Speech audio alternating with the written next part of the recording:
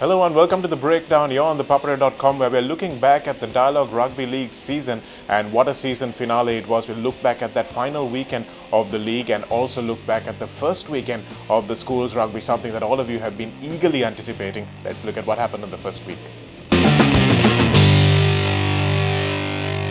Let's look at our Dialogue Rugby League finale, and that was the one between Kandy Sports Club and Havelocks. 1 and 2 in the league after the end of the Super Round as well. They won their first round matches in the Super Round, and they came back, and it was Havelocks' game to lose really, because they were playing at home and Kandy had lost in that particular venue previously. They'd lost in Colombo before. They lost one in Nithawali. They were looking the most vulnerable they had looked for a long time, and given the way that they had been playing in the lead up, things were not looking great for them either. But Shehan Patrina coming back, Nigel Ratwata coming into form, and those two guys really led that Kandy team well on the day. And despite Shanaka Amerasinghe coming back, despite him scoring a try as well, it was just not enough for Havelocks on the day. They knew that a draw was going to be enough for them. So instead of keeping in touch with Kandy, who kind of broke away in that first half, instead of kicking the penalties, Riza Mubarak assured 3 points from him almost all the time. Instead of keeping in touch and keeping the pressure on Kandy, what they did was they went for the corners, and unfortunately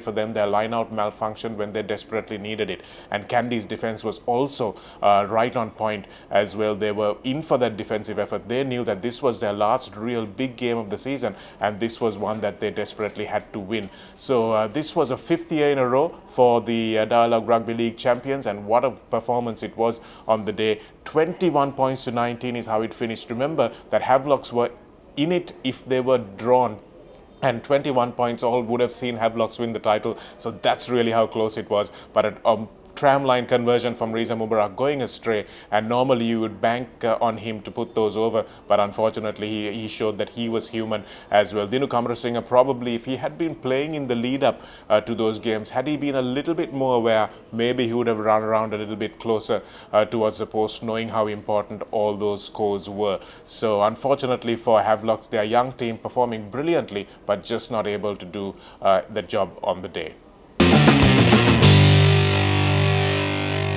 Police Sports Club and Army Sports Club clashed in the decider for what would have been the Plate Championship, and that's exactly what it was. Army were trying to move up to 4th place and try and replace Sia, so Army just had to play for the Plate Championship. But boy, were they up against an opposition that really wanted that trophy as well. Police Sports Club with Emosi Vunivosa in midfield, making a lot of the plays as well, making a huge difference, and a comprehensive win for Police. 50 points to 27 against a fancied Army side, and Police probably playing one of their best performances of the season so far, and I think they will be very happy with the way they have improved from the start of the season to the end, running a lot of big teams very close and deserved winners of the Plate Championship for sure.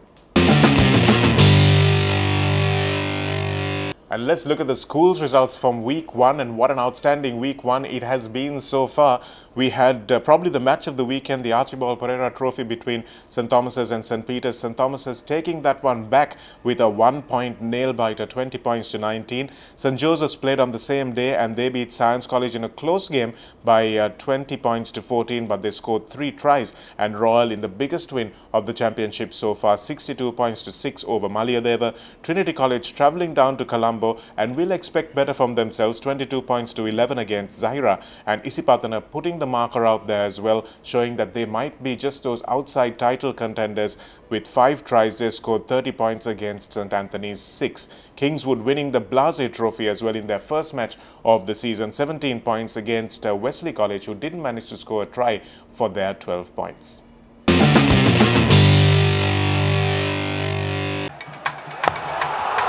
Live scores දැනගන්න ThePapare.com වෙත පිවිසෙන්න. The match of the week between St. Peter's and St. Thomas's, when what a start it was for St. Peter's. In the first couple of minutes, they had already gone up 14 points to 0, and a lot of the Thomian fans were hanging their heads and thinking, oh dear, here we go again. But somehow the Thomian team stayed in the game up to half-time, knocked over their first points in the second half, and then came back storming to score a couple of tries and lead that game 17 points to 14. Another penalty put them up 20 points to 14, and then in the last gasp, St. Peter's came through and scored to make make it 2019. Tenukananayakara had an opportunity to win the game with the conversion, but the angular conversion was just too much of an ask under pressure for the young fullback, and in the end St Thomas was retaining the Archibald Pereira Trophy by 20 points to 19. What a fantastic game of rugby to kick off the season. Then we had St Joseph's taking on Science, and St Joseph scored 3 tries to Science's 1, so it was not as close as the scoreboard suggests in that 20 points to 14 scoreline, but St Joseph's will still need to make sure that their combinations work a bit better. First game blues, I think, both for St Peter's, for St Thomas's and for St Joseph's, because it showed that their combinations are just not ticking the way they want them to tick, and St Joseph's and St Peter's, I think, are sides that will get better as the season goes on. A side that is already kicking off, hit the ground running as it were. Royal College against Malayadeva. The newly promoted Malayadeva didn't know what hit them really. 62 points to 6 despite the absence of Sabit Feroz and Janidul Dilshan. They're not missing a lot of pace outside Royal. They still managed to score some outstanding tries and kicking themselves into gear and showing that they're a well-oiled machine. So they are early front runners for the title so far. Then, of course, Trinity College, who are desperate to win the Bradby this season after losing it for 4 years in a row. And, of course, a league title will be helpful as well. But they travel down to Zahira, and travelling away for your first game is always a little difficult. So a few teething troubles for Trinity, trying to play fast and open. But Zahira just unable to exploit that. And despite having a lot of possession, Zahira were not able to score more than 11 points. Trinity also will be disappointed with themselves that they didn't score the 4 tries and get that maximum bonus point from their foray into Maradona. So that's something that they will go back and look at. They will analyze this game, and I'm sure they will come out better for it at the end.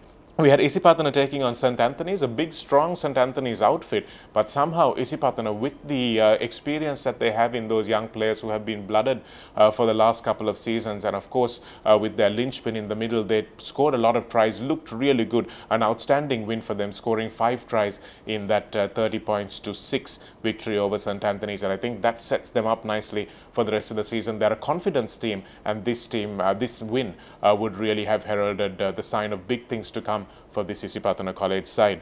Then, of course, we had a big trophy game up in Kandy, of course, and Wesley College travelling up after some great tries that they scored last season. It was surprising that Wesley couldn't get tries on the board in this game. Their 12 points coming from 4 penalties, but Kingswood's defence, I think, really needs to be credited for keeping that Wesley offensive line out, and it was a result of that win. It was a result of that defence, rather, that they managed to get that 3-try win by 17 points to 12 against Wesley, but they need to make sure that their discipline is something that they work on as they go along in this season. Nice to see a good Kingswood team back. They have a good combination of forwards and backs, and that's a good gelling for them at the first game as well to win a trophy, and this will give them a lot of confidence. Wesley College, of course, will bounce back, I'm sure, but what it sets up is a nice season, because we've seen a lot of teams coming out as front runners, a lot of teams maybe losing closely and realizing what they have to fix, but this season is just going to get better as we go along.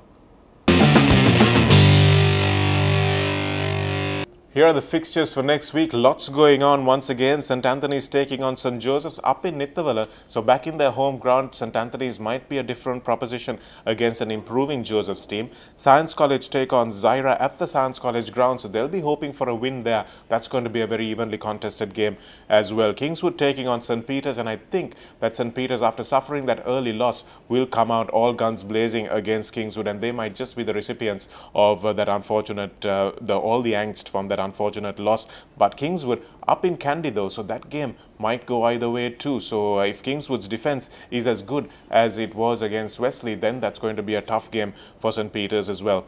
Malayadeva taking on Wesley at the Malayadeva ground. So Wesley's second game away, that's going to be tough for them. So their season is going to be improving as they play further close to home as well. But against Malayadeva out in the Malayadeva grounds in Kurunegala, that's going to be a tough battle for Wesley College. And the match of the week, I think, is going to be Trinity versus Isipatana. That's going to be an important one up in Pallakele. Trinity with 1 win, Isipatana with 1 win. So we're going to come away from that with one of those teams losing, probably, unless it's a draw, of course. And let's see who that team is going to be. Up in Pallakele, Trinity are going to be a different proposition, but Isipatana love going there. So let's wait and see how that match turns out. And then, of course, a big trophy game, the Maiga Gunaratna Trophy between St Thomas's and Royal. Unheard of happenings really, that you finish the Royal Thomaian on the Saturday and play the Gunaratna Trophy Royal Thomaian on the Monday. But that's how the scheduling has worked so far. But St Thomas's will be moving back to Mount Lavinia. Royal will probably have preferred for the game to be played at Havelock Park,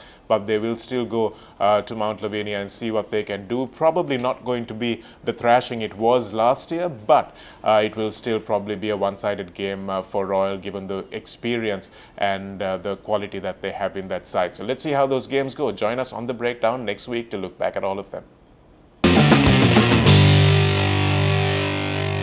So that's a whole load of rugby action for you coming up in the next week. We'll bring you all that action live on thepapare.com. Some of it will be recorded. You have to understand that we've got just so many cameras and just so many people to travel to these grounds. So make sure you stay tuned to thepapare.com for all your schools league action.